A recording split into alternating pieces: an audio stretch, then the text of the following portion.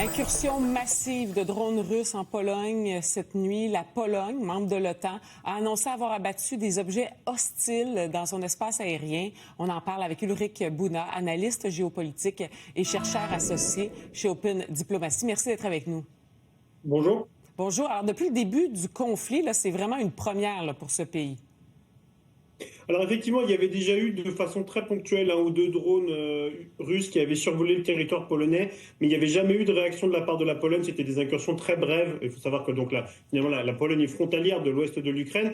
Et ce que l'on a vu hier soir, c'est en revanche plus d'une dizaine de drones Shed qui se sont pas perdus. Ils ont volé. Bon, quand on regarde les trajectoires, il y a eu une trajectoire délibérée de la part de ces drones russes qui ont survolé le Bélarus, sont passés au-dessus de la Pologne, ils sont repartis en Ukraine derrière. Et donc c'est la première fois que c'est aussi massif et c'est la première fois que les avions de chasse de la Pologne et de pays otaniens, notamment les Pays-Bas, interviennent. Ah oui, donc là, la Pologne se tourne vers l'OTAN et dit qu'il faut activer l'article 4, je crois, là. Effectivement, donc l'article 4 qui, grosso modo, peut permettre à un État membre de demander une réunion d'urgence de l'OTAN. Donc c'est différent de l'article 5 qui est lorsqu'il y a une agression armée qui engage les autres à intervenir. Là, pour le coup, c'est plutôt une réunion de crise, en quelque sorte, donc qui a lieu d'ailleurs en ce moment même entre les différents membres de l'OTAN. L'OTAN a déjà dit qu'il ne considérait pas ça comme une agression directe de la Russie vis-à-vis de l'OTAN. D'ailleurs, le ministre de la Défense russe a essayé un petit peu de déminer les choses en disant que les drones s'étaient perdus en quelque sorte. En revanche, il est quand même très clair qu'on est dans une escalade de la part de la Russie. Ces drones ne se sont pas perdus, c'est délibéré. Et c'était probablement pour voir comment les États européens, et notamment la Pologne, allaient réagir.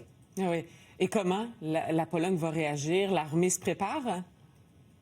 Alors effectivement, il est probable que lors de cette réunion de l'article 4 suite à l'article 4 de l'OTAN, il y ait des discussions de l'OTAN sur comment mieux protéger finalement l'espace aérien otanien. A priori, ce qui s'est passé cette nuit a plutôt bien fonctionné, avec des avions de chasse néerlandais, polonais, des défenses au sol qui ont permis d'abattre un certain nombre d'appareils, en tout cas un certain nombre de drones russes.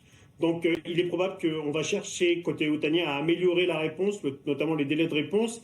Mais la vraie question qui se pose, c'est si jamais ce genre d'événement se reproduit, est-ce qu'il ne va pas falloir étendre finalement en quelque sorte la protection aérienne de l'OTAN qui s'arrête pour l'instant à la frontière polonaise, s'il ne faut pas aller un peu plus loin, défendre l'ouest de l'Ukraine? Et c'est tout le débat des garanties de sécurité qui ont lieu ces dernières semaines entre les pays de l'Europe et les États-Unis. Parce que c'est ce que les pays membres de l'OTAN sont supposés faire.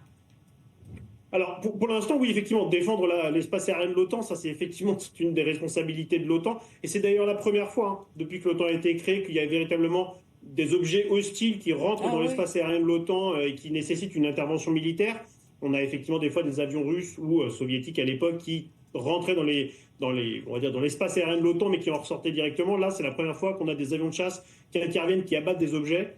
Donc c'est vraiment significatif. Mais la vraie question, c'est effectivement la séparation entre l'espace aérien polonais et ukrainien, c'est la frontière, bien évidemment, mais on voit bien que si les Russes ne respectent plus cette frontière, est-ce que les Européens doivent, et l'OTAN de façon générale, doit toujours respecter cette frontière, ou au contraire prêter assistance aux civils ukrainiens qui sont bombardés en Ukraine? Et c'est vraiment, à mon sens, l'un des enjeux des prochaines semaines. Et diriez-vous que c'est inquiétant? Alors ça l'est, effectivement, ça l'est. On est quand même dans une escalade de la part de la Russie. Encore une fois, c'est la première fois que ça se produit de façon aussi massive. C'est la première fois que l'aviation de l'OTAN doit intervenir. Donc on est quand même sur quelque chose qui n'est pas anodin. Ce n'est pas une déclaration de guerre de la Russie, bien évidemment. On n'est pas non plus, on n'a pas une troisième guerre mondiale qui s'annonce demain. Mais malgré tout, c'est significatif et il faut que l'OTAN réagisse d'une certaine façon pour éviter que ça se reproduise et justement rester crédible dans une posture, on va dire, de deterrence, en fait, en gros, de dissuasion de la Russie. Et le président polonais a dit, je crois que Vladimir Poutine est prêt à envahir d'autres pays après l'Ukraine. Est-ce que vous partagez son avis? Alors, c'est dur à dire. Pour l'instant, l'armée russe est vraiment complètement enlisée en Ukraine. Donc, on a du mal à imaginer, effectivement, que l'armée russe puisse se projeter de façon massive, que ce soit dans les pays baltes, en Pologne, en passant par le Bélarus ou ailleurs, par exemple en Finlande. Mais en revanche, effectivement, la posture de la Russie, elle pose problème. Dans les déclarations, bien évidemment, mais aussi dans les actions. Au-delà de ces drones qui ont pénétré l'espace aérien polonais, on a de nombreuses provocations aux frontières entre la Russie et l'OTAN. Et donc, il est probable qu'une invasion russe à grande échelle, c'est quand même pas le scénario le plus probable, mais des tentatives de plus en plus audacieuses et provocatrice de la part de l'armée russe pour essayer de tester notre réactivité et nos défenses. Ça, c'est une évidence. Et donc, effectivement, il faut s'y préparer parce qu'il est probable que ce genre de scénario, s'il n'y a pas de réponse, ils vont se multiplier en Pologne et pourquoi pas dans les pays baltes, en Finlande, etc. Oui. Il y a une vingtaine de secondes, l'Ukraine, on continue d'être la cible d'attaques intenses, là. Oui, complètement. C'est-à-dire qu'au-delà, effectivement, de ce qui nous occupe, savoir ces drones, cette quinzaine de drones russes qui ont pénétré l'espace aérien polonais, il y a eu, en fait, ils font partie d'une attaque qui a concentré plus de 400 drones, plus d'une quarantaine de missiles, notamment sur l'ouest de l'Ukraine. Et donc, effectivement, c'est ce que je vous disais tout à l'heure, c'est-à-dire qu'au-delà de ce problème au niveau de la Pologne, il y a cette question de l'Ukraine qui a de plus en plus de mal à résister à cette massification un petit peu des attaques aériennes de la Russie.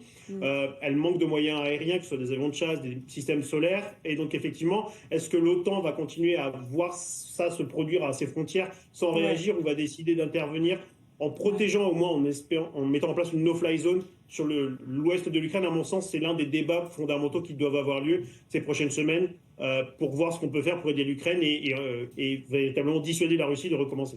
Ulrich Buna, toujours intéressant. Merci d'avoir été avec nous. Merci à vous.